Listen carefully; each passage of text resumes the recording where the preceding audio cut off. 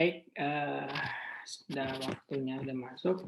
Kita mulai ya perkuliahan kita. Bismillahirrahmanirrahim. Assalamualaikum warahmatullahi wabarakatuh. Waalaikumsalam warahmatullahi wabarakatuh.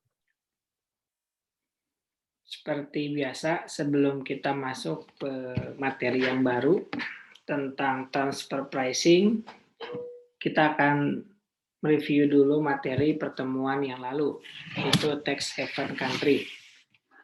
Seperti biasa, bagi kalian yang ingin menjawab, tulis nama dan NIM-nya di kolom Zoom chat.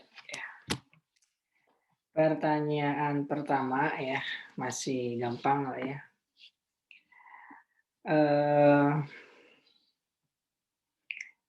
Berikan contoh ya, berikan contoh yang termasuk ke dalam profit motif itu seperti apa. Contoh yang termasuk ke dalam profit motif ya, salah satu alasan adanya tax haven.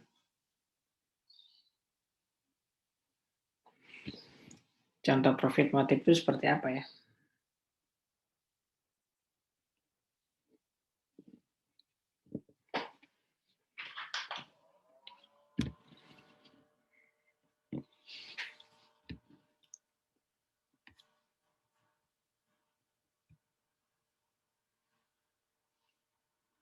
Ya, Jakiatul. Contohnya, pajak dijadikan sebagai biaya pengurang pendapatan, bukan Pak? Pajak. Gimana pajak? Terus apa tadi? Pajak dijadikan sebagai biaya pengurang pendapatan. Oke, boleh lah. Pertanyaan berikutnya.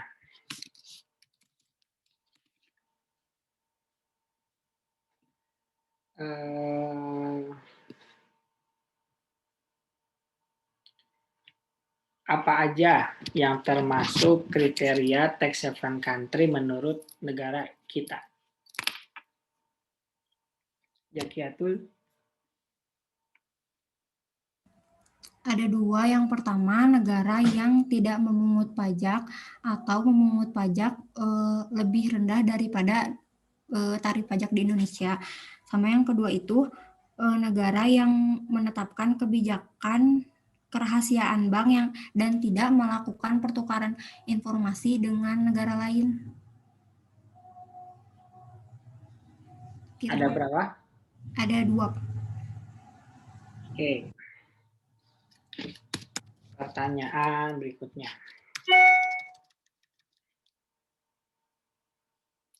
Pertanyaan berikutnya, apa? Oh ya, kalau misalkan ada salah satu negara gitu ya, negara X. Negara X itu tarif PPN-nya sebesar 9%. Ya. Apakah negara tersebut menurut Indonesia termasuk dalam tax haven country? Anissa. Termasuk, Pak. Karena kan itu 9%. Ketentuan di Indonesia itu harus yang lebih rendah dari 12,5%. Ya, betul.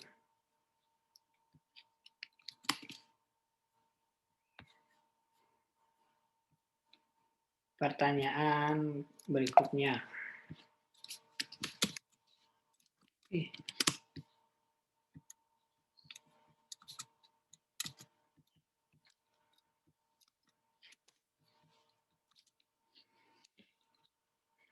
Pertanyaan berikutnya.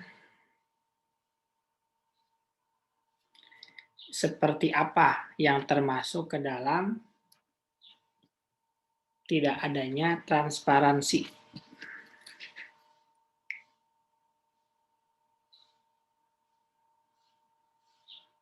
Jakiatur.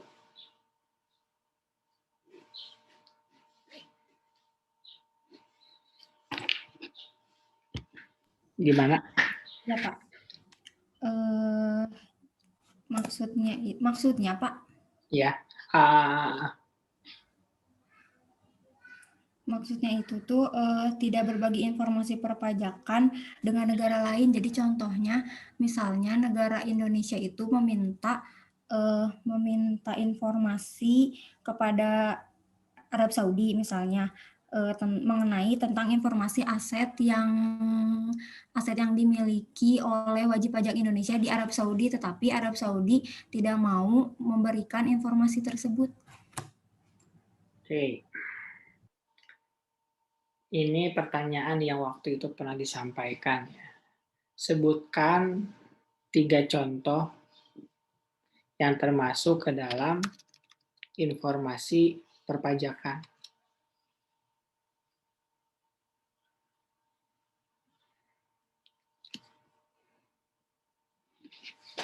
Adinda, silakan.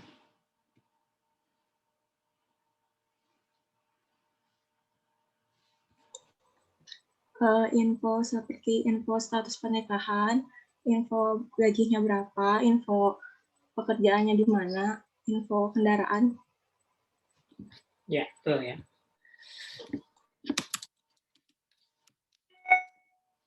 Dua, tiga, empat, lima.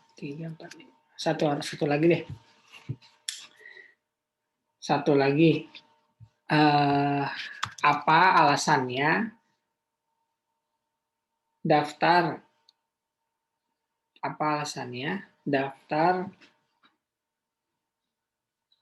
tax haven country dihapus? Cekiatur. Alasannya itu karena itu dapat apa sih Pak? Alasannya itu daftar tersebut itu dapat menyudutkan negara yang bersangkutan, padahal negara tersebut bisa berubah atau bisa mengubah kebijakan perpajakannya. Ya, betul. Nah, itu ya materi kita pertemuan yang lalu tentang tax haven country.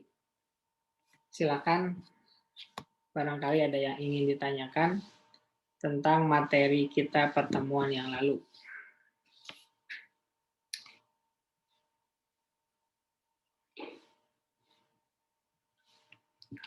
Kalau nggak ada, silakan dipersiapkan. Kita akan masuk ke materi yang baru tentang transfer pricing. Transfer pricing itu ada di bab yang ke-11 ya.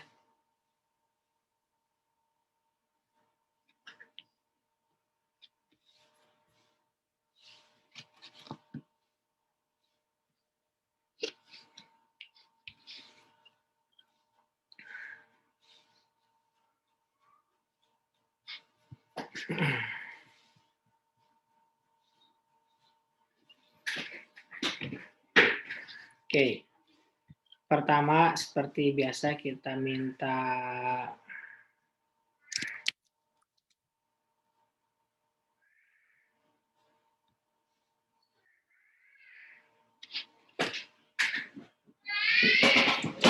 tanggal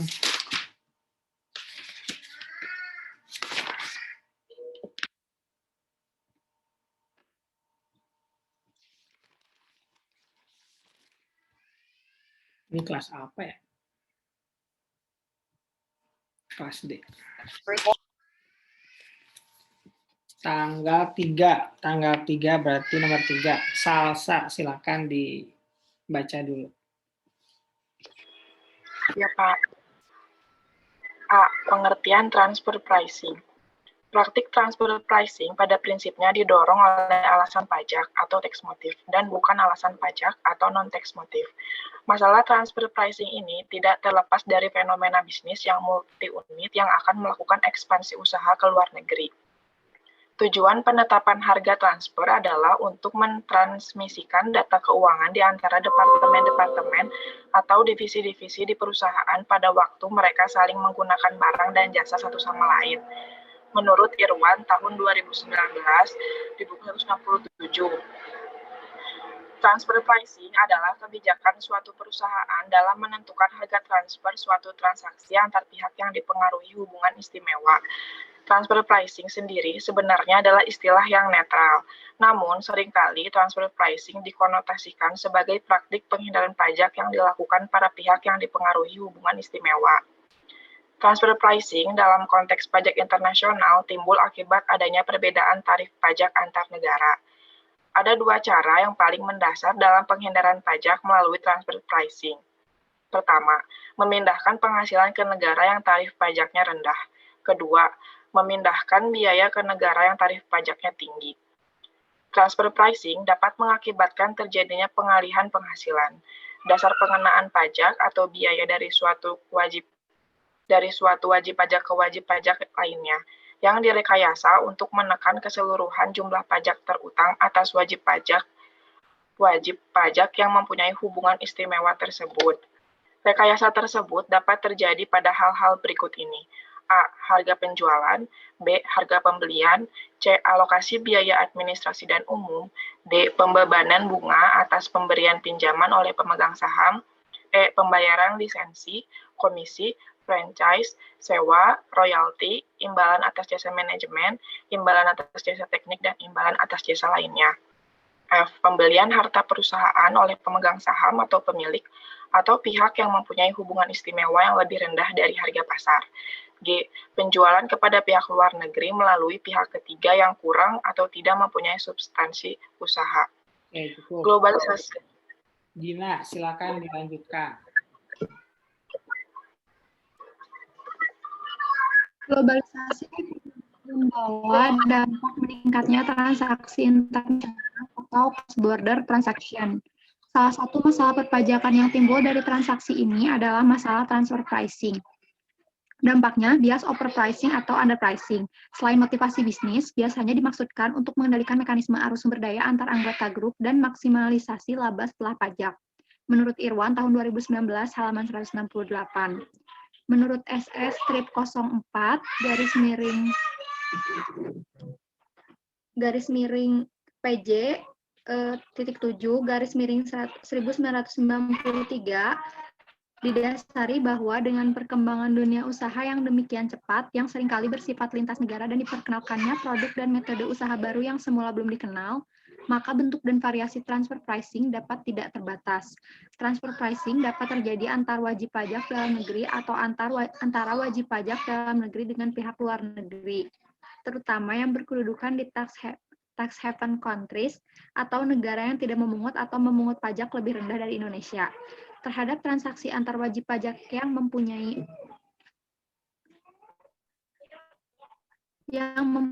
hubungan istimewa tersebut, Undang-Undang Perpajakan kita menganut azas material atau substance over form rule.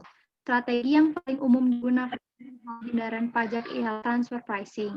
Perusahaan multinasional sering terdiri dari beberapa perusahaan seperti branches, subsidiari, agensi, dan afiliasinya oleh produk atau transfer sendiri. Namun, ini adalah metode yang memungkinkan sama perusahaan-perusahaan multinasional untuk menghindari pajak yang dari pembayaran ke negara tertentu ilegal dengan arm's length menurut timbul tahun 1927 sampai 248. B. Hubungan istimewa. Satu perhatian ketika otoritas melakukan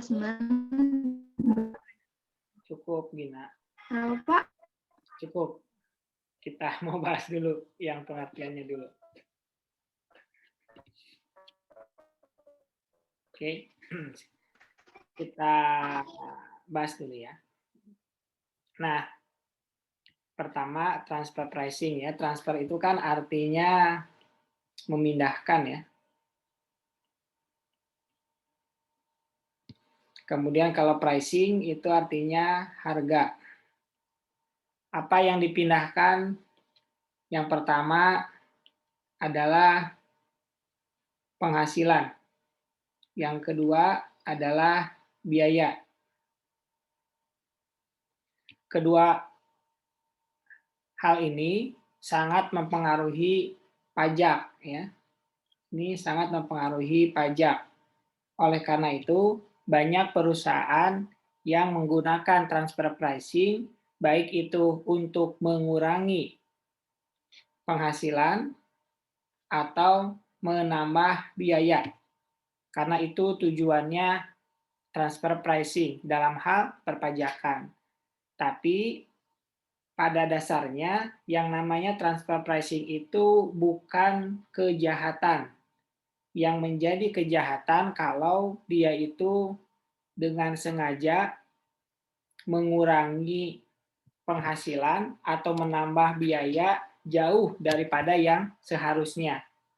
Makanya yang namanya transfer pricing itu di antara dua kemungkinan ya. Kemungkinan yang pertama, dia itu termasuk tax avoidance. Yang kedua termasuk ke dalam tax evasion. Jadi transfer pricing itu hal yang lumrah terjadi antar perusahaan. Biasanya dilakukan antar cabang atau antar pusat kepada cabang gitu. Yang jadi masalah adalah kalau misalkan harganya itu di luar batas kewajaran. Seperti itu. Makanya rekayasa-rekayasa yang ada atau yang dilakukan dalam transfer pricing itu bentuknya 8 ini. Dari mulai harga penjualan sampai ke penjualan kepada pihak luar negeri. Gitu. Kalau misalkan dulu kita pernah belajar akuntansi biaya, itu ada harga transfer dari departemen A ke departemen B. Gitu kan? Itu hal yang diperbolehkan karena nanti akan dikumpulkan di departemen terakhir sebagai yang namanya HPP. Yang jadi masalah adalah kalau misalkan perusahaan itu melakukan harga transfer ke perusahaan yang lain, yang mengakibatkan penghasilan dia itu bisa bertambah atau bahkan bertambah atau berkurang, atau si pembeli menjadi biayanya lebih tinggi. Seperti contoh,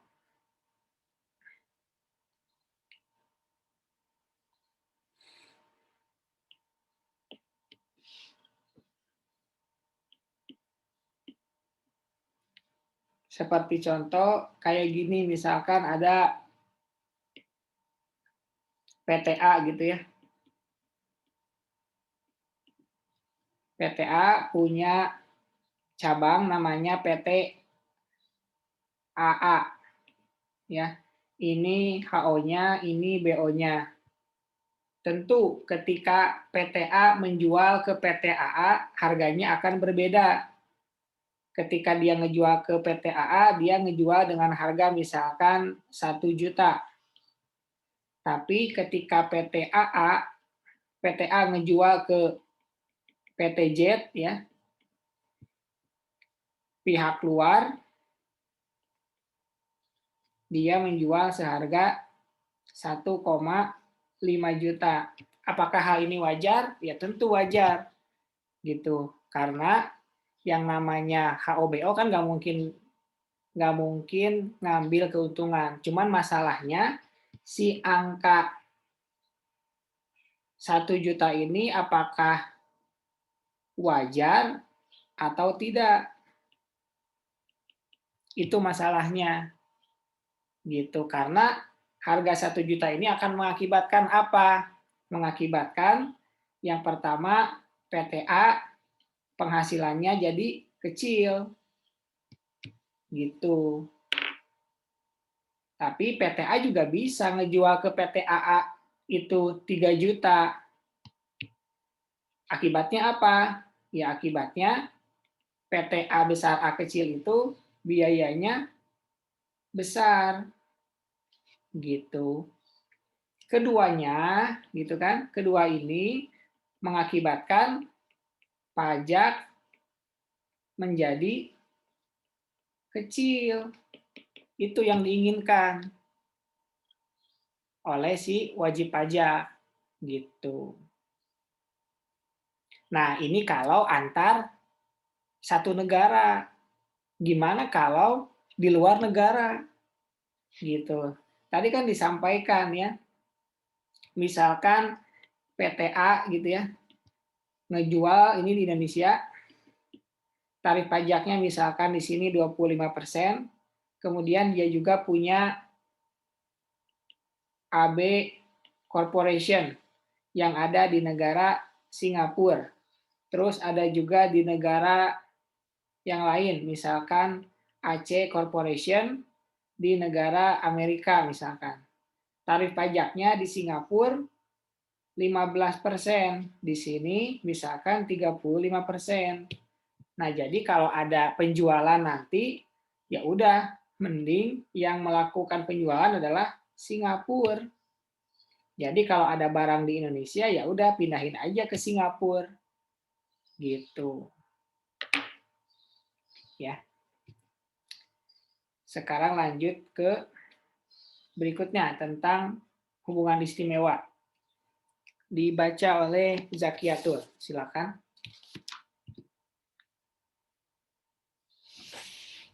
Hubungan istimewa. Diperlukan suatu kehati-hatian ketika otoritas perpajakan melakukan enforcement dalam kasus transfer pricing. Otoritas perpajakan harus punya alasan kuat untuk mengatakan bahwa para pihak telah melakukan transfer pricing untuk tujuan penghindaran atau penggelapan pajak. Sebelum membuktikan adanya transfer pricing, pertama harus dibuktikan terlebih dahulu bahwa para pihak terdapat hubungan istimewa. Menurut UU PPH, hubungan istimewa di antara wajib pajak dapat terjadi karena ketergantungan atau keterikatan satu dengan yang lain yang disebabkan kepemilikan atau penyertaan modal atau adanya penguasaan suatu melalui manajemen atau penggunaan teknologi. Dalam hal wajib pajak orang pribadi, hubungan istimewa terjadi karena adanya hubungan darah atau perkawinan. Sesuai pasal 18 ayat 4 UU PPH, hubungan istimewa dianggap ada apabila ada hal berikut ini. Yang pertama, wajib pajak mempunyai penyertaan modal langsung atau tidak langsung paling rendah 25% pada wajib pajak lain, atau hubungan antara wajib pajak dengan penyertaan paling rendah 25% pada dua wajib pajak atau lebih. Demikian pula hubungan antara dua wajib pajak atau lebih yang disebut terakhir.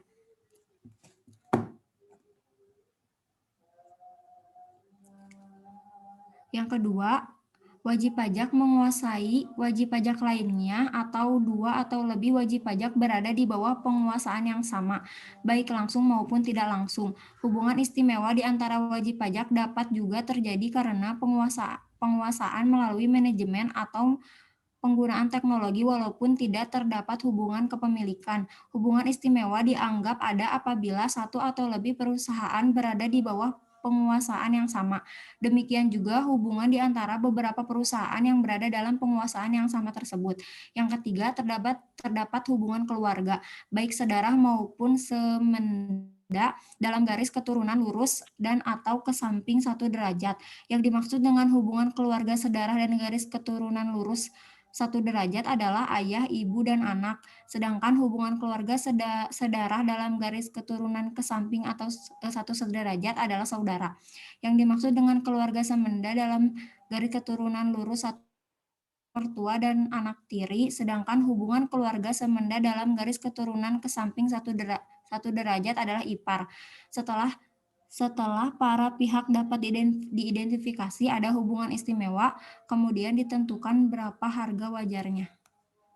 Oke, kita lihat pada saat kita ada transaksi ya, misalkan transaksinya PTA transaksi dengan B Corporation. Terus harganya misalkan tadi 1 juta. Kemudian ada PTA jual ke D Corporation. Nilainya 3 juta. Gitu ya. Padahal ini barangnya sama semuanya ya. Kemudian ada PTA jualan dengan E Corporation. Nah, di antara 3 ini ya, Di antara 3 transaksi ini misalkan 2 juta ya. Di antara 3 transaksi ini, mana yang termasuk ke dalam transfer pricing? Karena harganya semuanya beda jauh. Ke B 1 juta, ke D 3 juta, ke E 2 juta. Yang mana nih? Nah, kalau misalkan Fiskus terlalu ngepres gitu ya, wah ini kayaknya beda banget nih. B sama B sama D, yang ini 1, yang ini 3 juta gitu ya. Nah, itu bakal mengakibatkan investor pada kabur. Makanya untuk menentukan dia itu transfer pricing atau bukan, harus dipastikan dulu mereka itu ada hubungan istimewa atau enggak gitu. Hubungan istimewa. Jadi kalau misalkan kalau misalkan tidak ada hubungan istimewa, maka tidak bisa dikatakan transfer pricing gitu. Jadi sebelum menentukan transfer pricing harus dipastikan dulu dia punya hubungan istimewa enggak. Jadi urutannya ada transaksi, habis transaksi pastikan dulu ada hubungan istimewa atau enggak. Kalau misalkan ya, berarti ada kemungkinan dia transfer pricing. Kalau misalkan tidak, berarti dia bukan transfer pricing. Seperti itu. Nah, seperti apa yang termasuk ke dalam hubungan istimewa? Yang termasuk ke dalam hubungan istimewa itu sudah dijelaskan ya di mata kuliah yang lain juga sama ya. Yang termasuk hubungan istimewa itu kalau punya saham lebih besar dari 25%. Seperti itu. Kemudian yang kedua, kalau memiliki penguasaan lebih dari 2. Contohnya kalau yang 25% mah gampang ya. Ini kalau misalkan gini ya, A punya saham B sebesar 50%. Kemudian punya saham C 50% juga. Kemudian C punya saham D sebesar 30%. Kemudian E juga punya 35%. Nah, berarti yang punya hubungan istimewa itu,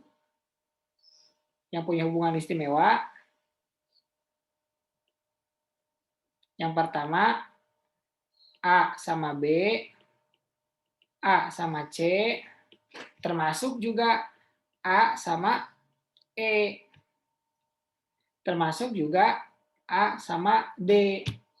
Karena yang A sama E dan A sama D itu di bawah penguasaan A. Gitu. Itu yang kedua. Yang ketiganya kalau ada hubungan keluarga. Hubungan keluarga itu kalian juga udah paham ya. Misalkan ada ayah, ibu, anak, gitu ya. Termasuk juga anak tiri ya. Gitu. Misalkan gara-gara nikah muda ya, terlalu muda terus bercerai padahal udah punya anak 1 gitu ya. Gitu kan sangat disayangkan gitu ya. Di bawah 20 tahun nikah misalkan terus cerai gitu. Nah, anak tiri pun termasuk. Jadi kalau misalkan perusahaan dimiliki oleh anak, dimiliki oleh ayah, kemudian mereka melakukan transaksi, itu dikatakan memiliki hubungan istimewa. Jadi yang tadi 3 itu dipastikan dulu nih. Sahamnya berapa? Oh, sahamnya ternyata di bawah 25, oke, aman. Terus yang kedua, di bawah kepemilikan enggak gitu ya. Oh, ternyata bukan, oke, aman. Terus yang ketiga, ternyata PTA sama B Corporation itu adalah adik kakak. Ya, berarti punya hubungan keluarga. Gitu. Ini tidak, ini tidak, tapi ini iya. Nah, berarti kalau gitu ada kemungkinan dia itu melakukan transfer pricing. Seperti itu. Ini tulisan saya emang sengaja dijelekin ya, biar pada merhatiin gitu. Oke, kita lanjut ya ke Hasni. Ngomongin berikutnya yaitu penanganan transfer pricing. Silakan Hasni. Ya Pak, penanganan transfer pricing. Untuk mengatasi masalah transfer pricing, OECD mengeluarkan OECD Transfer Pricing Guidelines sebagai panduan tidak hanya bagi otoritas pajak, tapi juga bagi perusahaan multinasional dalam menyelesaikan perselisihan masalah transfer pricing. Dalam perusahaan multinasional, dalam OECD Guidelines diberikan panduan diantaranya yang pertama, penerapan the arm's length principle. Yang kedua, traditional transaction method, meliputi penggunaan comparable uncontrolled price method, resale price method, dan cost plus method. Yang ketiga, metode lainnya, meliputi profile split method dan transactional net margin method. Yang keempat, pendekatan administrasi dalam rangka penghindaran dan penyelesaian sengketa transfer pricing, meliputi pemeriksaan beban pembuktian, dan sanksi. Yang kelima, dokumentasi, meliputi panduan dalam dokumentasi dan prosedur dokumentasi. Yang keenam, ketentuan mengenai harta tidak berwujud. Yang ketujuh, ketentuan mengenai pemberian jasa antar grup. 8, cost contribution arrangement. Oke, sekarang dilanjut oleh Luciani. Berdasarkan OECD Guidelines, negara perlu punya kewenangan untuk dapat melakukan penghitungan kembali atau koreksi atas harga yang ditetapkan oleh para pihak yang ada hubungan istimewa jika transaksi yang dilakukan tidak menggambarkan penghasilan kena pajak yang sebenarnya di negara tersebut. Indonesia telah memiliki aturan untuk menangkal praktik transfer pricing. Dalam pasal 18 ayat 3 UPPH diatur bahwa Direktur Jenderal Pajak berwenang untuk menentukan kembali besarnya penghasilan dan pengurangan serta menentukan utang sebagai modal untuk menghitung besarnya penghasilan kena pajak bagi wajib pajak yang mempunyai hubungan istimewa dengan wajib pajak lainnya sesuai dengan kewajaran dan kelaziman usaha yang tidak dipengaruhi oleh hubungan istimewa. Sejalan dengan OECD, ketentuan perpajakan di Indonesia mewajibkan perusahaan yang melakukan transaksi dipengaruhi hubungan istimewa untuk menerapkan prinsip kewajaran dan kelaziman usaha. Kewajiban ini berlaku untuk penentuan harga transfer atas transaksi yang dilakukan wajib pajak dalam negeri atau bentuk usaha tetap di Indonesia dengan wajib pajak luar negeri di luar Indonesia atau international transfer pricing. Dalam hal wajib pajak melakukan transaksi-transaksi dengan pihak yang mempunyai hubungan istimewa yang merupakan wajib pajak dalam negeri atau bentuk usaha tetap di Indonesia atau domestic transfer pricing. Kewajiban penerapan prinsip kewajaran dan kelaziman usaha berlaku untuk transaksi yang dilakukan oleh wajib pajak dengan pihak-pihak yang mempunyai hubungan istimewa untuk memanfaatkan perbedaan tarif pajak menurut Peraturan Jenderal Pajak Nomor Per/43/PJ/2010 STDD Per/32/PJ/2011 yang disebabkan antara lain yang pertama, perlakuan pengenaan pajak penghasilan final atau tidak final pada sektor usaha tertentu. Yang kedua, perlakuan pengenaan pajak penjualan atas barang mewah. Yang ketiga, transaksi yang dilakukan dengan wajib pajak, kontraktor, kontrak kerja, sama migas. Oke, sekarang masalah berikutnya ya. Misalkan tadi ada transaksi gitu ya. PTA ke B Corporation. Harganya 1 juta. Kemudian ada PTA kepada C Corporation. Harganya misalkan 3 juta. Ternyata diketahui transaksi yang pertama, yaitu PTA dengan PTB, itu termasuk ke dalam hubungan istimewa. Kemudian diteliti lebih lanjut, harganya tidak wajar karena PTA ke PTC, PTA ke C Corporation itu 3 juta. Jadi ini disimpulkan oleh pajak bahwa dia itu melakukan transfer pricing. Nah, setelah itu apa? Nah, kan? Setelah itu apa? Nah, sesuai dengan undang-undang PPH ya, pasal 18 ayat 3 itu ditentukan oleh Dirjen Pajak. Ditentukannya berapa? Nah, ditentukannya misalkan berubah yang asalnya 1 juta gitu ya, berubah menjadi 3 juta. Ini ditetapkan oleh Dirjen Pajak. Gitu. Dampaknya apa untuk PTA? Tentu untuk PTA itu punya dampak pajak yang harus dibayar lebih besar. Seperti contoh, misalkan penghasilannya 1 juta, misalkan biayanya 200.000. Jadi penghasilan kena pajaknya ya 800.000.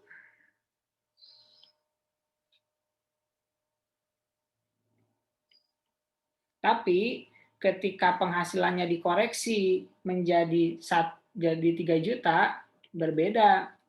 Penghasilannya jadi 3 juta, biayanya 200.000, jadi PKP-nya berubah menjadi 2.800.000. Gitu. Jadi pajaknya menjadi lebih besar. Gitu ya. Kalau transfer pricing yang dilakukan diketahui kemudian dinyatakan tidak wajar. Seperti itu. Dampaknya adalah dikoreksi. Jadi koreksi itu bukan cuma penghasilan ya, tapi juga biaya. Biaya juga sama. Gitu. Nah, untuk menghitung bagaimana caranya, Dirjen Pajak itu mengetahui dia itu termasuk wajar atau enggak. Maka diberikan guide ya oleh OECD. Guide-nya apa? Nah, ini yang ada 8 ini. Gitu. Sebagiannya akan dibahas di halaman berikutnya.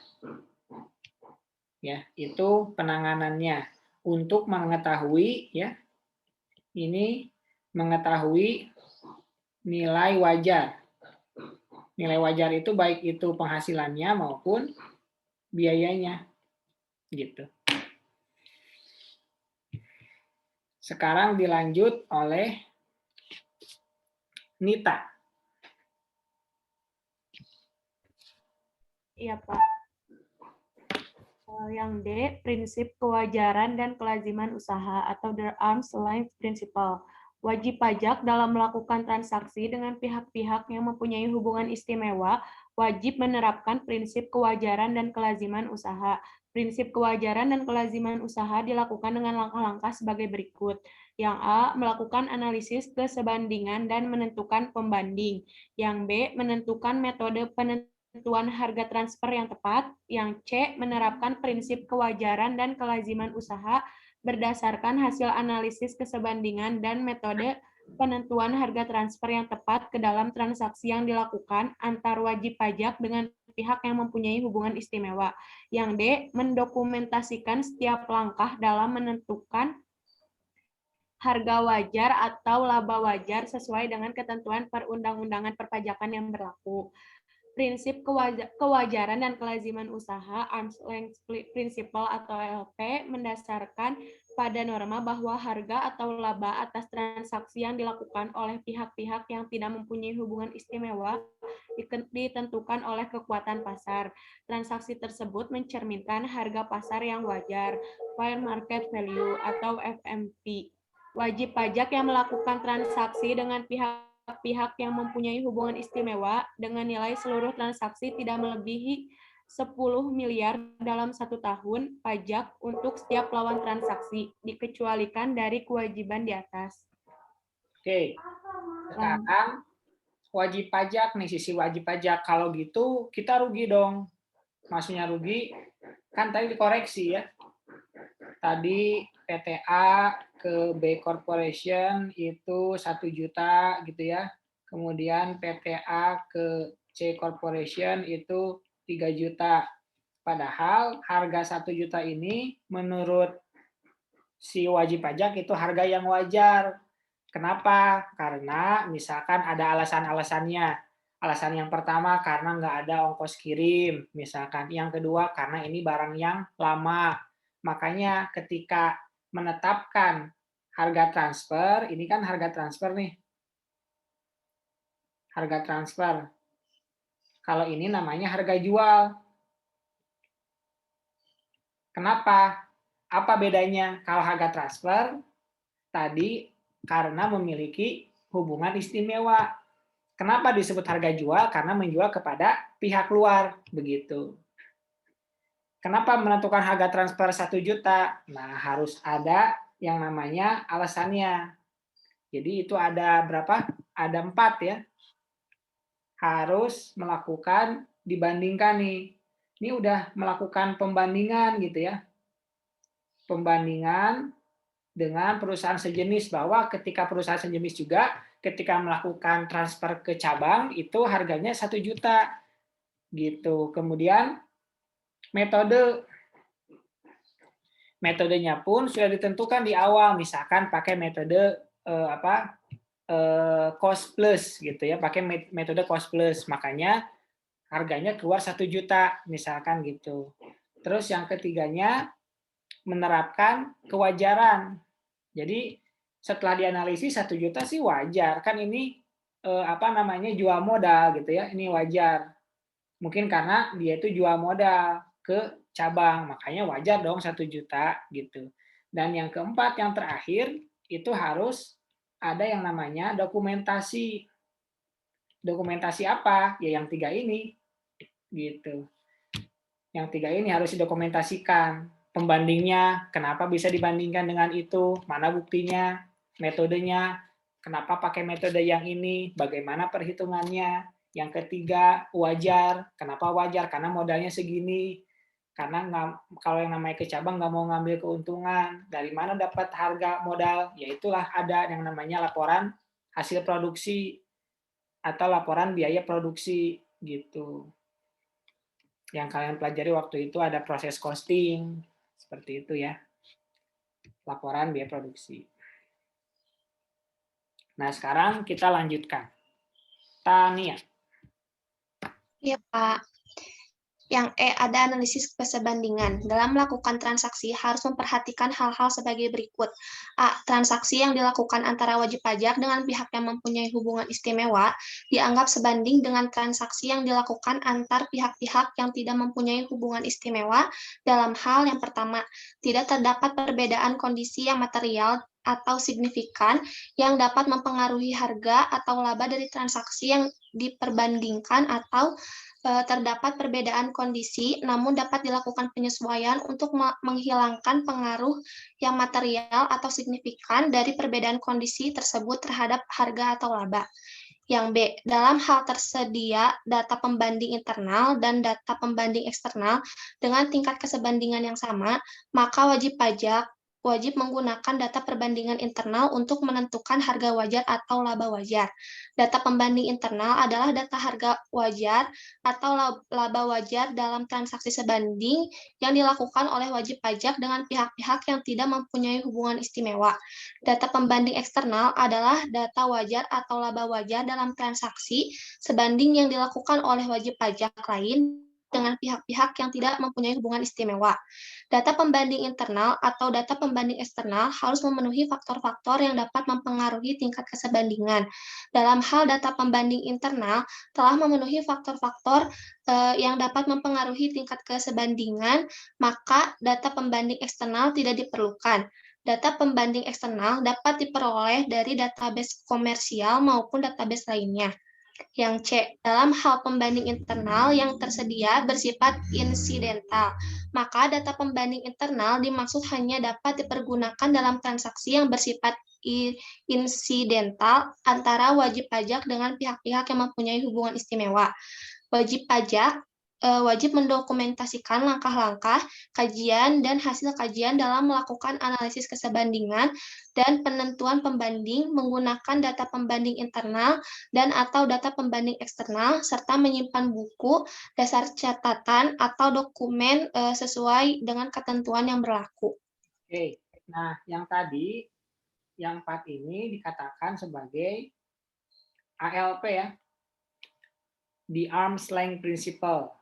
Gitu. Ini prinsip-prinsipnya. Kemudian ketika kita melakukan pembandingan apa yang harus kita lakukan? Apakah ada aturannya? Jawabannya iya. Tidak selamanya atau tidak semudah itu membandingkan gitu ya. Jangan sampai kalian membandingkan antara misalkan toko A dengan hypermarket A, ya pasti beda gitu. Makanya yang namanya pembandingan ini ada syarat-syaratnya juga. Gitu. Yang pertama, kalau misalkan transaksi yang dilakukan kemudian mempunyai hubungan istimewa dikatakan sebanding kalau yang pertama tidak terdapat perbedaan kondisi ya. Jadi maksudnya ketika melakukan pembandingan kita harus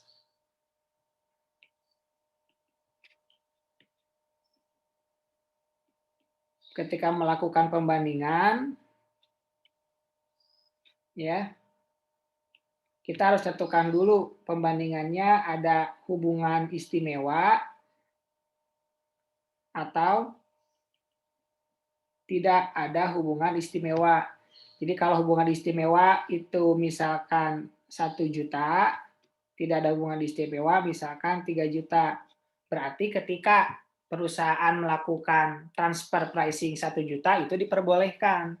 Tapi kalau misalkan melakukan transfer pricing-nya 200.000 baru itu tidak boleh. Nanti akan dikoreksi menjadi 1 juta. Gitu. Makanya harus dilihat dulu pembandingnya. Gitu. Nah, sumbernya dari mana?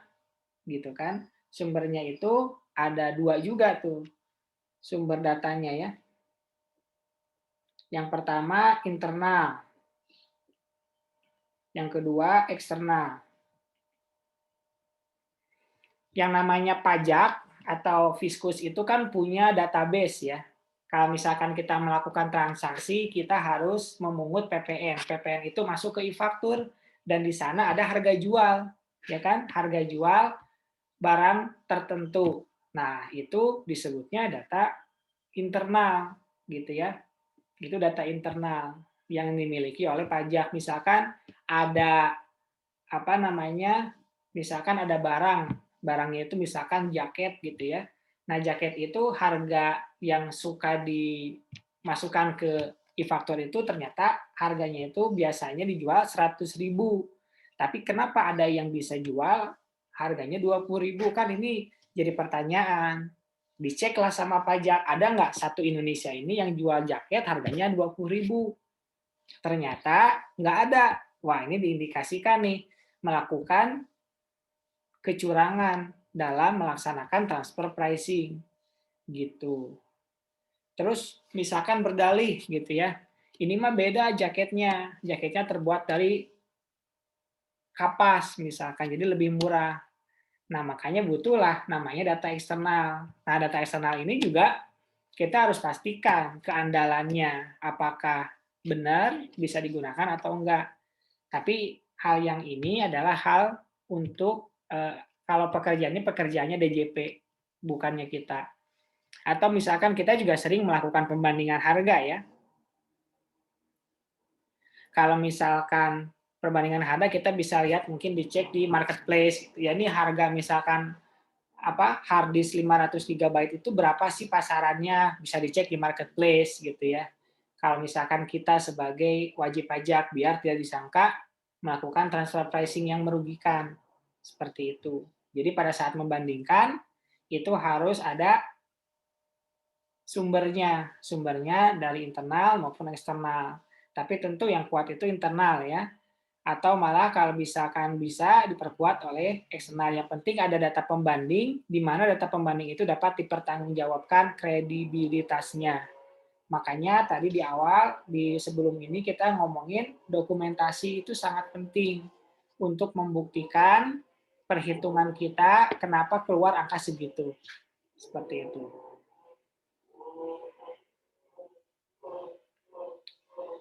Nah, sekarang kita masih lanjut ke sebandingan. Silakan, Adinda. Faktor yang mempengaruhi kesebandingan.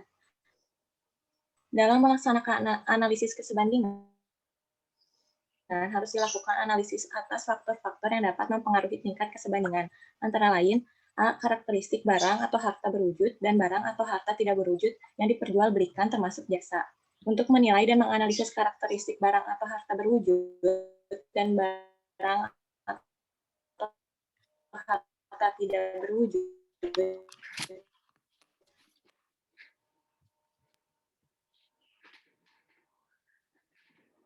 pihak-pihak yang tidak mempunyai hubungan istimewa. Untuk menilai dan menganalisis karakteristik barang berwujud, harus dipertimbangkan antara lain ciri-ciri fisik barang, kualitas barang, daya tahan barang, tingkat ketersediaan barang, dan jumlah penawaran barang. Untuk menilai dan menganalisis karakteristik barang tidak berwujud, harus dipertimbangkan antara lain jenis transaksi, jenis barang tidak berwujud yang diserahkan, yang waktu dan tingkat perlindungan yang diberikan, dan potensi manfaat yang dapat diperoleh dari penggunaan barang tidak berwujud tersebut.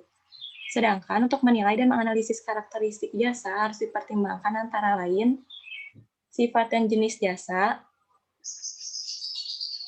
dan cakupan pemberian jasa. Fungsi masing-masing pihak yang melakukan transaksi. Dalam melakukan penilaian dan analisis fungsi atau functional analysis, harus dilakukan analisis dengan mengidentifikasi dan membandingkan kegiatan ekonomi yang signifikan dan tanggung jawab utama yang diambil atau akan diambil oleh pihak-pihak yang mempunyai hubungan istimewa dengan pihak-pihak yang tidak mempunyai hubungan istimewa. Kegiatan ekonomi dianggap signifikan dalam hal kegiatan tersebut berpengaruh secara material pada harga yang ditetapkan dan atau laba yang diperoleh dari transaksi yang dilakukan. Dalam melakukan penilaian dan analisis fungsi, harus dipertimbangkan antara lain 1. Struktur organisasi dan posisi perusahaan yang diuji dalam kelompok usaha, serta manajemen mata rantai atau supply chain manajemen kelompok usaha. Yang kedua, fungsi-fungsi utama yang dijalankan oleh suatu perusahaan seperti desain, pengolahan, perakitan, penelitian, pengembangan, pelayanan, pembelian, distribusi, pemasaran, promosi, transportasi, keuangan, dan manajemen serta karakteristik utama perusahaan seperti jasa maskot atau manufacturing, manufaktur dengan fungsi dan risiko terbatas atau kontrak manufacturing, dan manufaktur dengan fungsi dan risiko penuh atau fully fledged manufacturing. Yang ketiga, jenis aktiva yang digunakan atau akan digunakan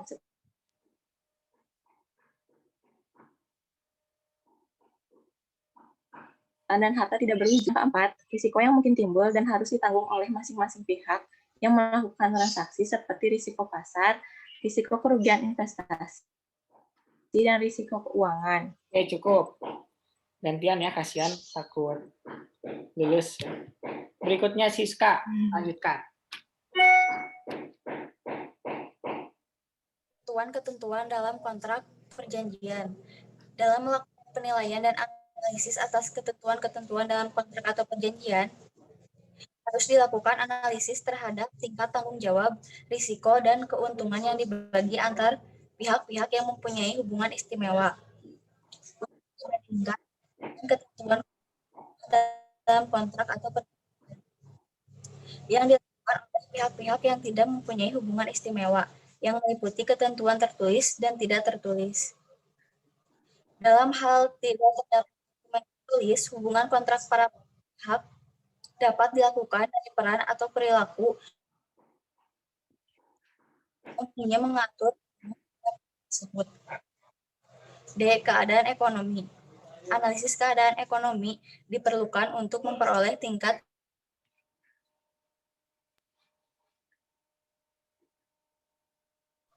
keadaan ekonomi yang diidentifikasi untuk menentukan tingkat kesebandingan pasar geografis. 2. Ukuran pasar. 3. Tingkat persaingan dalam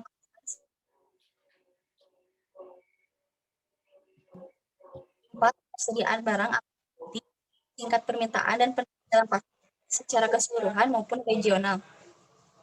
6. Daya beli konsumen. 7. Sifat dan cakupan peraturan pemerintah dalam pasar. 8. Biaya produksi termasuk biaya tanah, upah tenaga kerja dan modal, biaya transportasi dan tingkat pasar. 9. Tanggal dan waktu transaksi dan sebagainya. Strategi usaha. Analisis atas strategi usaha harus dilakukan antara lain dengan mengidentifikasi inovasi dan pengembangan produk baru, tingkat diversifikasi barang atau jasa, tingkat penetrasi pasar, dan kebijakan-kebijakan usaha lainnya yang terjadi pada pihak-pihak yang mempunyai hubungan istimewa dan pihak-pihak yang tidak mempunyai hubungan istimewa. Oke, sekarang kita lanjut masalah membandingkan, karena ini yang jadi poin utama menentukan dia itu termasuk transfer pricing yang merugikan atau enggak. Makanya dalam masalah membandingkan ini dirinci lagi. Tadi sebelumnya kita belajar prinsip dalam hal membandingkan. Kalau membandingkan itu harus bagaimana, kalau menggunakan data yang bagaimana, dan jangan lupa harus ada yang namanya dokumentasi ketika melakukan penghitungan harga transfer. Nah, kemudian lebih lanjut dijelaskan di sini tentang faktor yang mempengaruhi kesebandingan. Nah, di sini diatur tentang jenis barangnya. Kalau misalkan barangnya berupa barang gitu ya, atau yang berwujud, yang bisa dipegang, diraba dan dirasakan gitu, maka harus dipertimbangkan dari mulai ciri-ciri barangnya, kualitasnya, daya tahan, kemudian ketersediaan barangnya, apakah banyak atau sedikit, bahkan sampai ke penawarannya gitu ya. Jadi secara fisik harus sama gitu, jangan sampai ngebandingin antara mangkok kaca dengan mangkok melamin. Itu kan jaka sembung gitu. Harus dibandingkan mangkok kaca dengan mangkok kaca. Tapi harus dirinci juga mangkok kaca itu mangkok kaca yang warna apa, yang beratnya berapa, yang bahan bakunya dari apa, bagaimana daya tahannya. Jangan sampai mangkok IKEA dibandingkan dengan mangkok hadiah sabun colek gitu ya. Itu tidak termasuk ke dalam membandingkan yang benar. Bahkan dihitung juga ketersediaan barangnya. Ketersediaan yang dimaksud adalah supply-nya. Kemudian juga penawaran barangnya alias demand-nya. Kenapa? Karena antara supply dan demand ini mempengaruhi harga. Kita pernah belajar tentang hukum penawaran, kita belajar tentang hukum permintaan. Kalau misalkan ada barang yang supply-nya atau ketersediaannya sedikit, tapi permintaannya banyak, otomatis harganya menjadi naik. Seperti itu. Sama kayak misalkan sekarang lagi rame yang namanya kripto ya. Kripto itu kan sebenarnya, atau Bitcoin lah ya, itu kan sebenarnya tidak ada nilainya, bukan merupakan mata uang yang bisa kita gunakan untuk jual beli, tapi dibikinlah suatu skenario gitu ya. Banyak orang yang pengen si kripto itu. Mengakibatkan apa? Mengakibatkan si kripto itu harganya naik. Sama kalau kayak dulu itu kayak batu ali gitu ya, bacan. Kenapa harga bacan jadi naik? Ya karena banyak yang pengen gitu. Kalau sekarang misalkan tanaman, kenapa janda bolong itu mahal gitu ya? Kenapa sih orang-orang pengen tanaman yang daunnya bolong? Kan aneh gitu ya.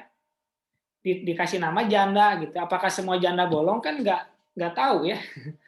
Kan nggak tahu saya gitu. Jadi karena banyaknya permintaan, harga naik. Nah, seperti itu juga diperhitungkan dalam melakukan pembandingan. Gitu ya. Jadi yang kalau misalkan mau membandingkan barang ya, kalau mau misalkan membandingkan barang itu ciri harus sama. Yang tadi ya, dari mulai ukuran, bentuk gitu ya, bahan baku, durability. Kemudian yang keduanya supply-nya, yang ketiganya demand-nya. Karena ketiga ini mempengaruhi harga gitu. Mempengaruhi harga. Oke.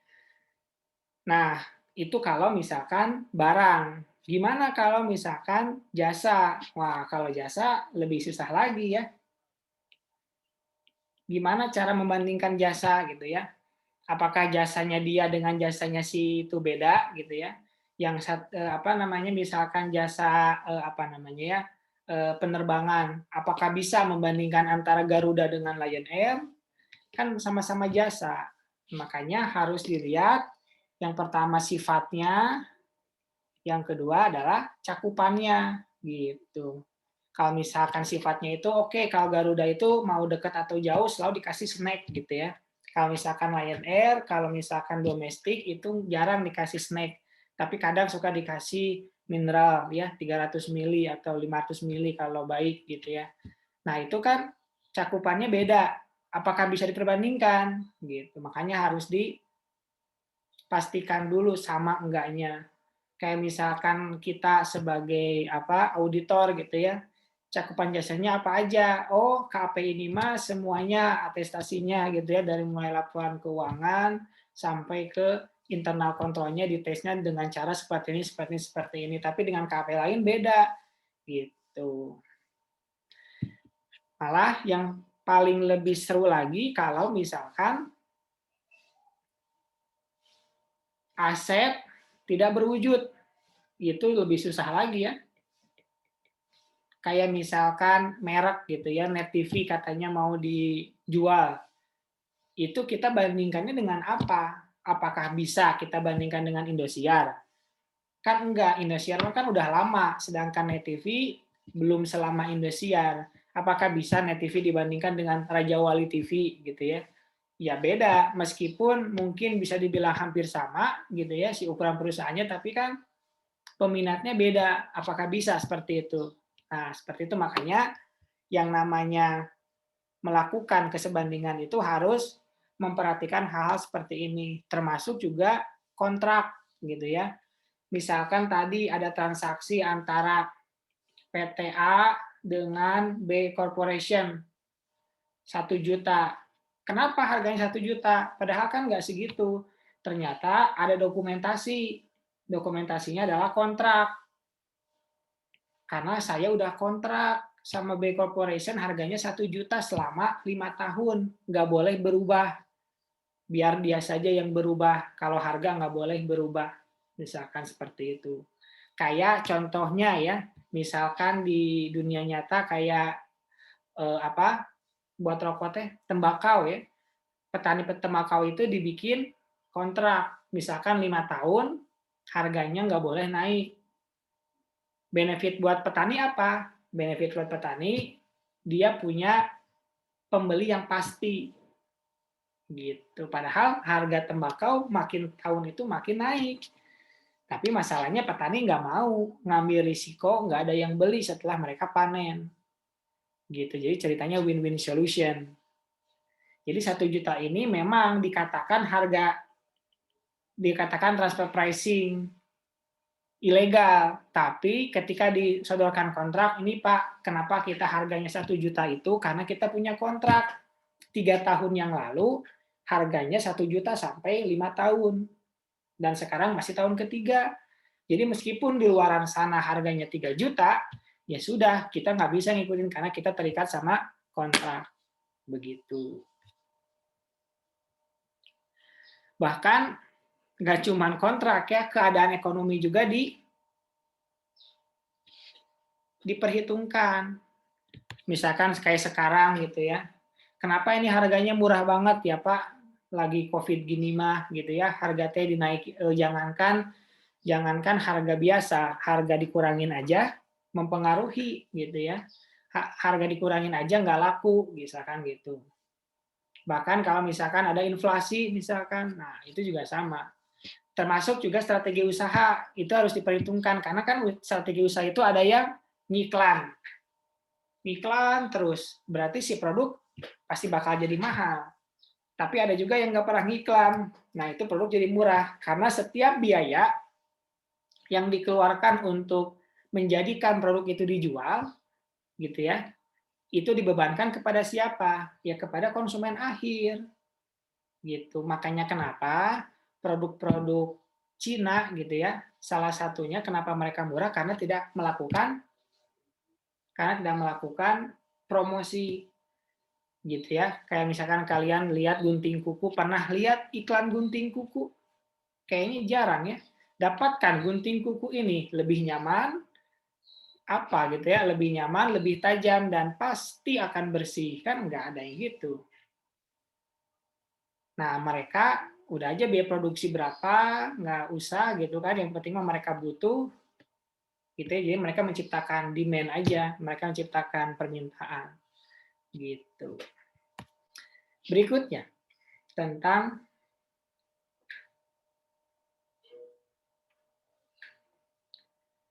faktor-faktor udah ya. Metode, nah metodenya nih, metode. Silakan, Diva. Metode perhitungan harga wajar. Dalam penentuan metode harga wajar atau laba wajar, wajib dilakukan kajian untuk menentukan metode penentuan harga transfer yang paling sesuai atau the most appropriate method. Metode penentuan harga transfer sebagaimana yang dapat diterapkan diantaranya: A. Metode perbandingan harga antara pihak yang independen atau comparable uncontrolled price atau CUP. Adalah metode penentuan harga transfer yang dilakukan dengan membandingkan harga dalam transaksi yang dilakukan antara pihak-pihak yang mempunyai hubungan istimewa dengan harga barang atau jasa dalam transaksi yang dilakukan antara pihak-pihak yang tidak mempunyai hubungan istimewa dalam kondisi atau keadaan yang sebanding. Contoh penggunaan metode CUP ini misalnya PT Arka memiliki saham 25% saham PT Restu. Atas penyerahan barang PT Arka ke PT Restu, PT Arka membebankan harga jual Rp1.600 per unit. Berbeda dengan harga yang diperhitungkan atas penyerahan barang yang sama kepada PT Bersama yang tidak memiliki hubungan istimewa, yaitu Rp2.000 per unit. Pada contoh tersebut, harga pasar sebanding atau CUP atas barang yang sama adalah yang dijual kepada PT Bersama yang tidak ada hubungan istimewa. Dengan demikian, harga yang wajar adalah Rp2.000 per unit. Harga ini dipakai sebagai dasar perhitungan penghasilan dan atau pengenaan pajak menurut Irwan tahun 2019 halaman 170. Kondisi yang tepat dalam menerapkan metode perbandingan harga antara pihak yang tidak mempunyai hubungan istimewa antara lain: yang A, barang atau jasa yang ditransaksikan memiliki karakteristik yang identik dalam kondisi yang sebanding, atau B, kondisi transaksi yang dilakukan antara pihak-pihak yang mempunyai hubungan istimewa dengan pihak-pihak yang tidak memiliki hubungan istimewa identik atau memiliki tingkat kesebandingan yang tinggi, atau dapat dilakukan penyesuaian yang akurat untuk menghilangkan pengaruh dari perbedaan kondisi yang timbul. Apabila tidak ada kondisi di atas yang sesuai, maka metode CUP ini tidak dapat digunakan dan wajib pajak harus menggunakan metode lain yang sesuai. Oke, lanjut oleh Ferry. Bapak. Yang B, metode harga penjualan kembali resale price method RPM adalah metode penentuan harga transfer yang dilakukan dengan membandingkan harga dalam transaksi suatu produk yang dilakukan antara pihak-pihak yang mempunyai hubungan istimewa dengan harga jual kembali produk tersebut setelah dikurangi laba kotor wajar, yang mencerminkan fungsi, aset, dan risiko. Atas penjualan kembali produk tersebut kepada pihak lain yang tidak mempunyai hubungan istimewa atau penjualan kembali produk yang dilakukan dalam kondisi wajar. Contoh, PT Arka memiliki 25% saham PT Restu. Atas penyerahan barang ke PT Restu, PT Arka membebankan harga jual Rp1.600 per unit. PT Arka tidak melakukan penjualan kepada pihak ketiga yang tidak memiliki hubungan istimewa.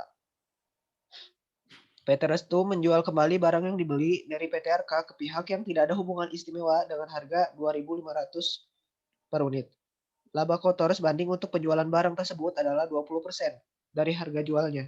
Untuk menguji kewajaran, harga penjualan dari PT Arka ke PT Restu dapat diterapkan metode harga penjualan kembali (RPM). Nah, maka dengan metode ini harga penjualan barang PT Arka ke PT Restu yang wajar untuk perhitungan pajak penghasilan atau dasar pengenaan pajak adalah 2.000. Hasil perhitungan dari 2.500 dikurangin 20% dikali 2.500. Irwan 2019. Halaman 171. Nah, kondisi yang tepat dalam menerapkan metode harga penjualan kembali resale price method atau RPM antara lain adalah A. Tingkat kesembandingan yang tinggi antara transaksi antara wajib pajak yang mempunyai hubungan istimewa dengan transaksi antara wajib pajak yang tidak mempunyai hubungan istimewa, khususnya tingkat kesembandingan berdasarkan hasil analisis fungsi, meskipun barang atau jasa yang diperjualbelikan berbeda. Dan yang B. Pihak penjualan kembali reseller tidak memberikan nilai tambah yang signifikan atas barang atau jasa yang diperjualbelikan. Berikutnya metode biaya plus dibaca oleh Ati. Yang C, metode biaya plus atau cost plus method adalah metode penentuan harga transfer yang dilakukan dengan menambah tingkat laba kotor wajar yang diperoleh perusahaan yang sama di transaksi dengan pihak yang tidak mempunyai hubungan istimewa atau tingkat laba kotor wajar yang diperoleh perusahaan lain dari transaksi sebanding dengan pihak yang tidak mempunyai hubungan istimewa pada harga pokok penjualan yang telah sesuai dengan prinsip kewajaran dan kelaziman usaha.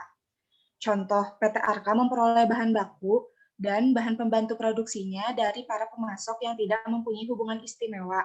Harga pokok barang yang diproduksi per unit adalah 1.500 dan laba kotor yang pada umumnya diperoleh dari penjualan barang yang sama antar pihak yang tidak mempunyai hubungan istimewa adalah 40% dari harga pokok. Dengan menerapkan metode biaya plus, maka harga jual yang wajar atas barang tersebut dari PT Arka kepada PT Restu untuk tujuan perhitungan penghasilan kena pajak atau dasar pengenaan pajak adalah 2.100 dari 1.500 ditambah 40% dikali 1.500. Menurut Irwan 2009, 172-173. Kondisi yang tepat dalam menerapkan metode biaya plus atau cost plus method CPM antara lain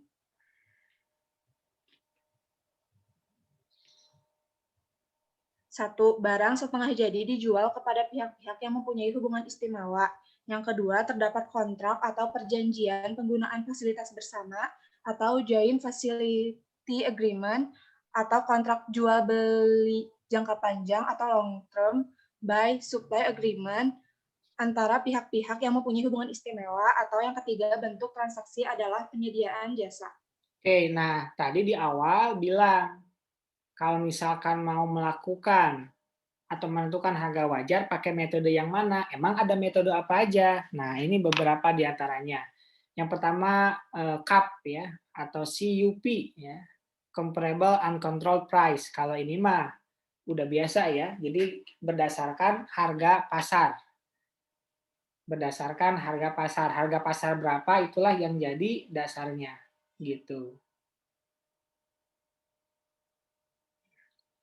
Jadi kalau ini dari harga pasar. Di sini ada contohnya juga, kalian bisa baca, ini gampang. Kemudian kriterianya, kalau mau pakai CUP gitu ya, kriterianya ada dua ini. Ada dua. Harus memiliki karakteristik yang identik gitu ya. Kemudian kondisinya juga, kalau misalkan tidak memiliki hubungan istimewa juga harus memiliki tingkat kesebandingan yang tinggi. Nah, itu syaratnya. Kalau itu tidak tercapai, berarti nggak boleh pakai cup. Harus pakai gelas, misalkan ya, jangan pakai cup. Enggak ya, maksudnya pakai metode yang lain. Metode yang lain misalkan RPM atau resale price method. Ini pakai harga reseller gitu ya, bahasa kasarnya, Mbak ya. Kalau misalkan ini apa namanya bahasa lainnya, ini pakai harga reseller gitu ya. Harga reseller itu kan biasanya lebih mahal ya. Biasanya lebih mahal dari harga jual. Gitu. Kalau misalkan kita tidak mempunyai hubungan dengan si penjual. Kayak misalkan kalian dulu pernah tahu nggak sih kue artis gitu ya? Sekarang mah masih ada nggak sih kayak ya apalah saya lupa lagi yang warna pink itu. Ya misalkan kue artis gitu harganya saya juga sampai bukan keliling Indonesia, keliling Jawa ya, setiap kota ada kue artis kita beli gitu ya.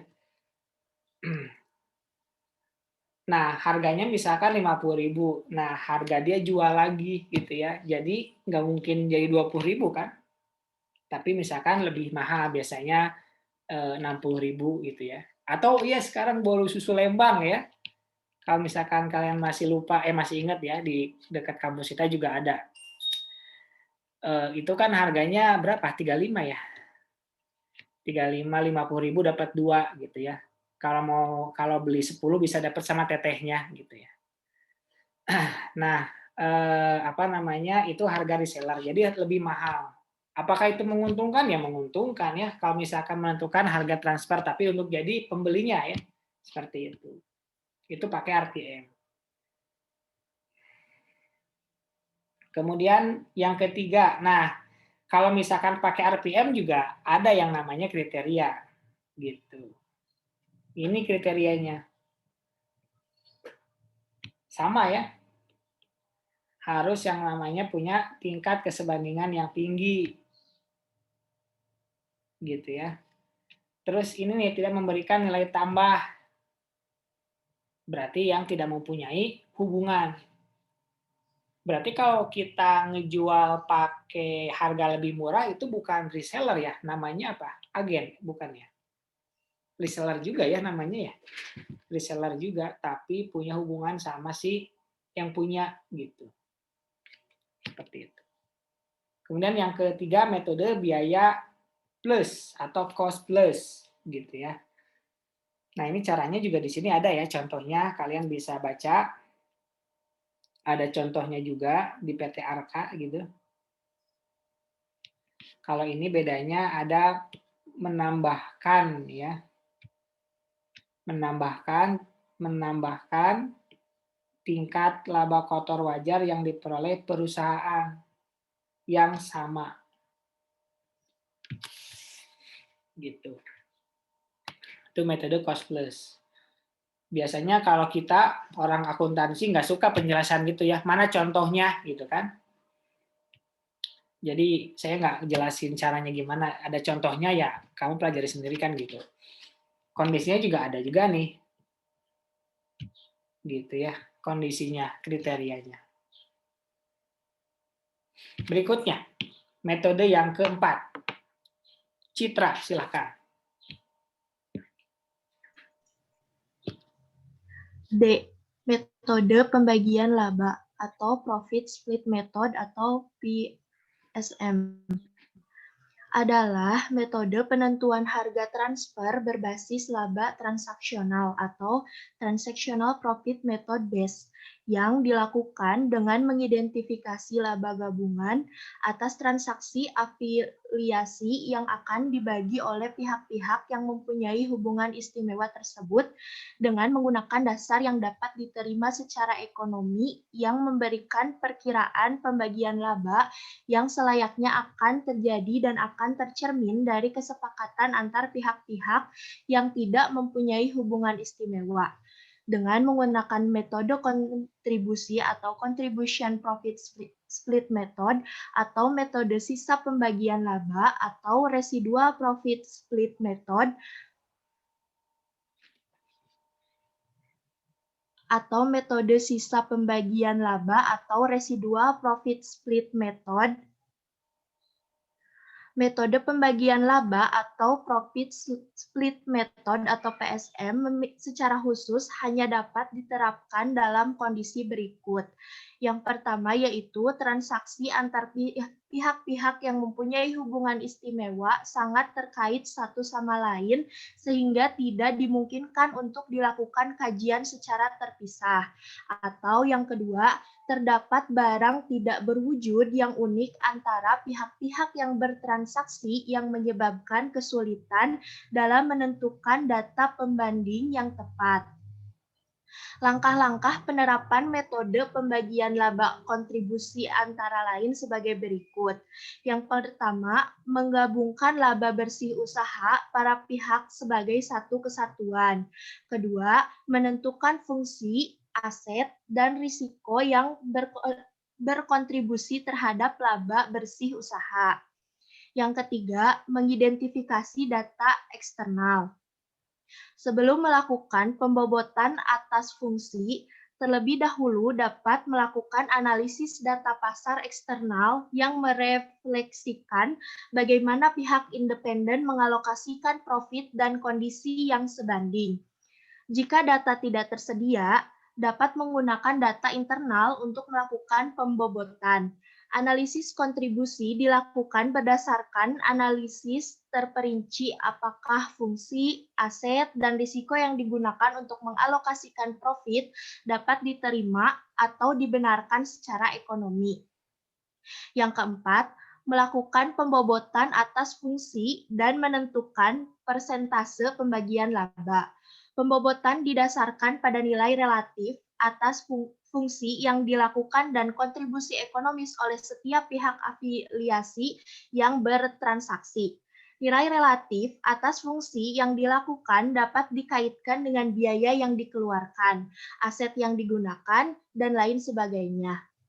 Yang kelima, mengalokasikan laba suatu bobot kontribusi tiap-tiap pihak afiliasi. Setelah diperoleh persentase laba, selanjutnya dilakukan perhitungan pembagian laba untuk masing-masing pihak afiliasi yang bertransaksi berdasarkan bobot kontribusi.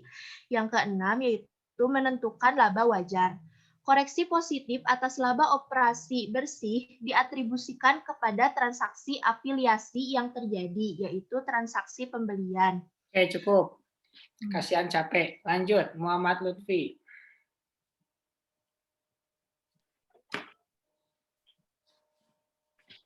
Metode pembagian laba sisa atau RSPM diterapkan dalam kasus di mana kedua pihak yang bertransaksi memiliki kontribusi unik dan sangat bernilai. Atau misalnya kontribusi unik atau valuable intangible property. Langkah-langkah penerapan metode pembagian laba sisa antara lain sebagai berikut. Yang pertama, menggabungkan laba bersih usaha para pihak afiliasi sebagai satu kesatuan. 2. Menentukan kontribusi unik tiap-tiap pihak. 3. Mengidentifikasi fungsi rutin atau simple function tanpa kontribusi unik masing-masing pihak. 4. Mencari pembanding untuk fungsi rutin tanpa kontribusi unik. Berdasarkan fungsi rutin yang dilakukan oleh setiap pihak, dapat ditentukan pembanding untuk fungsi rutin tersebut. 5. Menghitung bagian laba masing-masing pihak tanpa kontribusi unik. Setelah mendapatkan pembanding eksternal untuk fungsi rutin masing-masing pihak, maka langkah selanjutnya adalah mengalokasikan laba berdasarkan kompensasi rutin dengan menggunakan metode satu sisi atau one-side method. Yang keenam, menentukan nilai relatif atas kontribusi unik masing-masing pihak. Residual profit atau yaitu laba yang tersisa setelah langkah 5 diatribusikan kepada pihak afiliasi berdasarkan nilai relatif atas kontribusi unik yang dimiliki oleh masing-masing pihak.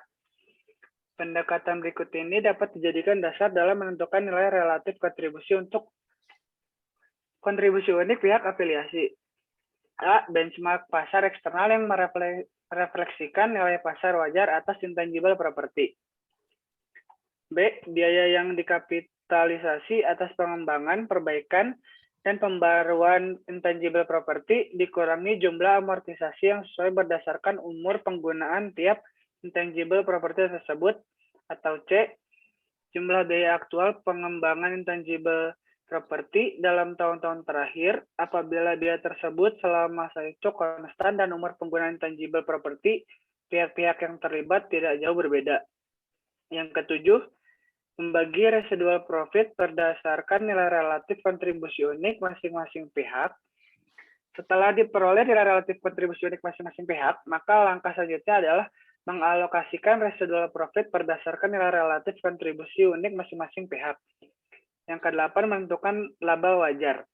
Oke, metode terakhir dalam menentukan harga wajar yaitu TNMM. Dibaca oleh Alauddin, silakan.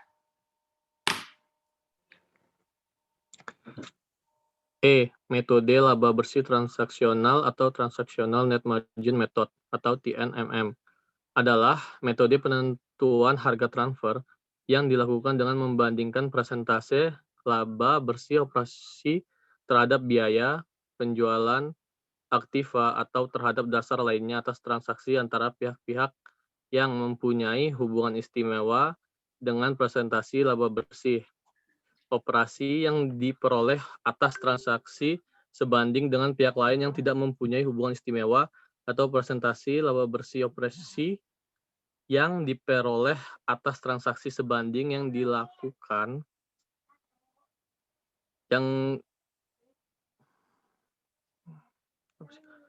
transaksi sebanding dengan pihak lain yang tidak mempunyai hubungan istimewa atau presentasi laba bersih operasi yang diperoleh atas transaksi sebanding yang dilakukan oleh pihak yang tidak mempunyai hubungan istimewa lainnya.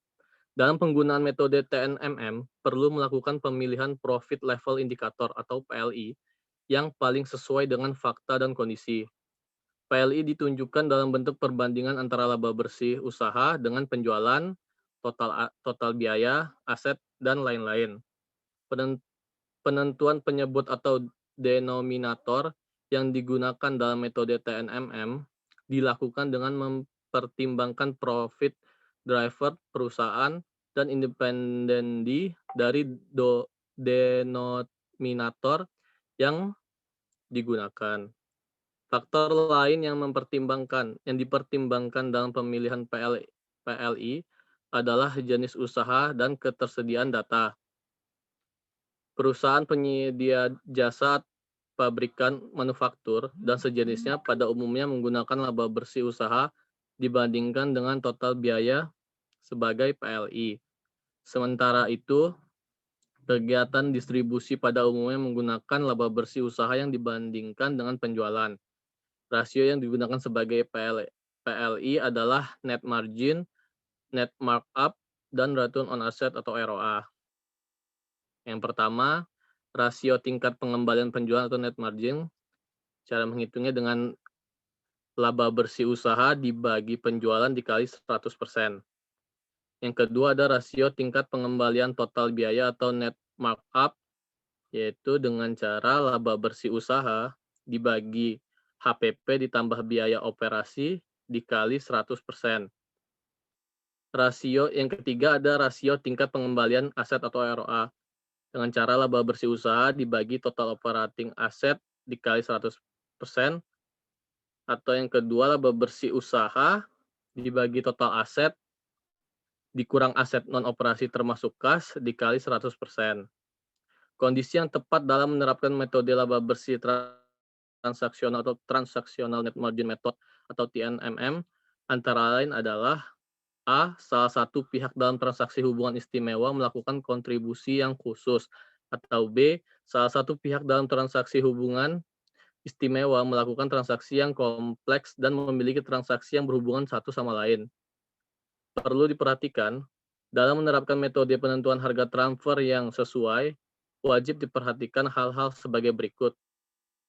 Pertama, yang A, kelebihan dan kekurangan setiap metode. B, kesesuaian metode penentuan harga transfer dengan sifat dasar transaksi antar pihak yang mempunyai hubungan istimewa yang ditentukan berdasarkan analisis fungsional. C, ketersediaan informasi yang handal atau sehubung dengan transaksi antar pihak yang tidak mempunyai hubungan istimewa untuk menerapkan metode yang dipilih dan atau metode lain. Yang D, tingkat kesebandingan antar pihak yang mempunyai hubungan istimewa dengan transaksi antar pihak yang tidak mempunyai hubungan istimewa, termasuk kehandalan penyesuaian yang dilakukan untuk menghilangkan pengaruh yang material dari perbedaan yang ada.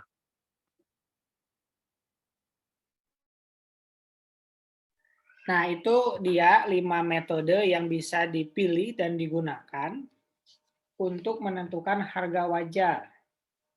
Terakhir kita bahas yang cost plus method ya. Kalau yang profit split method, di sini ada kriterianya ya. Di sini ada kriterianya, kemudian ini langkah-langkahnya gitu. Kalau tadi dikasih contoh, kalau ini langsung ke langkah-langkahnya ya, biar bervariasi penjelasannya, nggak contoh semua. Jadi kriteria 2 kriteria ini kalau terpenuhi bisa pakai ini. Caranya ada 6 ya. Kemudian nanti sisanya juga ada caranya lagi. Di sini langkah-langkah untuk pembagian laba sisa juga sama ada 6. Kemudian ini ada 8 ya, ada 8 berarti. Ada 8. Ada 8. Nah, seperti itu. Kemudian metode yang terakhir, yang kelima adalah laba bersih atau transactional net margin method. Sama ya. Di sini ada kriterianya juga nih, ada 2 kriterianya. Kemudian caranya juga ada di sini dengan membandingkan atau menggunakan rumus-rumus yang tadi disampaikan di sini. Seperti itu. Nah, berikutnya harga wajar atau laba wajar ini gitu ya dapat ditentukan dengan menggunakan metode-metode yang tadi disebutkan. Sebenarnya ada lebih banyak ya metode yang bisa digunakan untuk menentukan harga wajar atau laba wajar. Kita hanya sebutkan 5 saja. Nah, itu kalau misalkan diterima kondisinya ada, kemudian diterima oleh DJP, maka kita tidak akan dikoreksi si penghasilan atau si biaya itu. Seperti itu ya. Prinsip dari harga wajar atau laba wajar. Makanya alangkah lebih baiknya ketika kita akan melakukan transfer pricing ke luar negeri itu konsultasi dulu dengan DJP. Jangan sampai gitu ya. Jangan sampai pada saat kita sudah menentukan harga wajar, harga transfer ternyata dikoreksi. Baik itu koreksinya positif yang lebih tinggi atau lebih rendah gitu. Karena kan itu bukan bukan ranahnya kita untuk menentukan. Yang menentukan resminya adalah pajak gitu. Kemudian berikutnya tentang jasa ya. Transaksi kalau jasa.